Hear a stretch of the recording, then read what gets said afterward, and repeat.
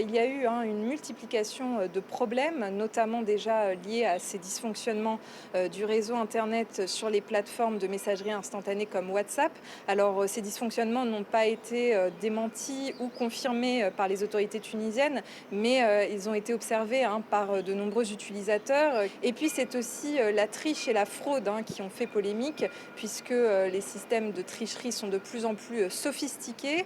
Les autorités ont annoncé avoir démantelé plusieurs réseaux de fraudeurs et 9 lycéens ont été arrêtés pour fraude, placés en détention, puis ensuite relâchés. Alors, c'est la première fois qu'on applique justement la loi en ce qui concerne la fraude par rapport aux élèves.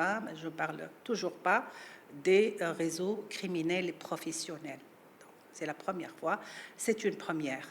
Et ça interpelle évidemment tous les défenseurs des droits humains. Le fait de couper les réseaux Internet aux alentours des centres d'examen n'est pas réussi et la preuve, c'est les fraudes continues. Les fraudes en utilisant le téléphone et les technologies d'information continuent et dans tous les établissements et dans tous les centres de l'examen.